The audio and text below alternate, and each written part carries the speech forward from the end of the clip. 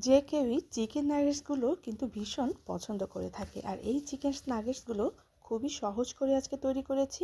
তার জন্য প্রথমেই একটা মুরগির 2টা বুকের অংশ ব্লেন্ড করে নিয়েছি। এর মধ্যে অ্যাড করে দিচ্ছি 1/2 টেবিল চামচ রসুন পেস্ট, 1/2 টেবিল চামচ আদা পেস্ট, 1/2 টেবিল চামচ গোলমরিচের গুঁড়া, 1/2 টেবিল চামচ লবণ, সামান্য একটু গরম মশলা, 1 টেবিল চামচ টমেটো সস, 1 টেবিল চামচ সয়া সস এবং 1/2 টেবিল চামচ মরিচের গুঁড়া। এই মশলাগুলো খুব ভালোভাবে মেখে নিচ্ছি। মেখে নিয়ে এর মধ্যে অ্যাড করে দিব 4 টুকরো ব্লেন্ড করা পাউরুটির গুঁড়ো। এখানে আস্ত পাউরুটিও আপনি পানিতে ভিজিয়ে পানিটা চেপে নিয়েও ব্যবহার করতে পারেন। আমি এখানে গুঁড়ো করে ব্যবহার করেছি।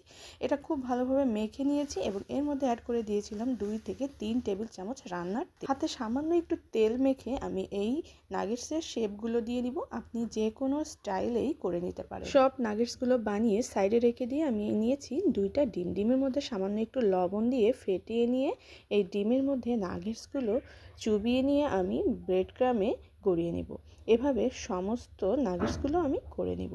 এখান থেকে অর্ধেকটা নাগেটস আমি ডিপ ফ্রিজে রেখে দিব। এটা 1 থেকে 2 মাসের জন্য সংরক্ষণ করে রাখবো, বাচ্চাদের টিফিনের জন্য বা বিকালের নাস্তায় যখন তখন ভেজে দেওয়া যায়। আর বাকি নাগেটসগুলো আমি আজকে ভেজে নিচ্ছি। চুলায় তেল গরম করে দিয়ে গরম তেলের মধ্যে নাগেটসগুলো দিয়ে 3 থেকে 4 মিনিটের মতো ভেজে নিলেই তৈরি হয়ে যাবে মজাদার চিকেন নাগেটস। আর এই নাগেটসগুলো খেতে কিন্তু ভীষণ মজার হয়।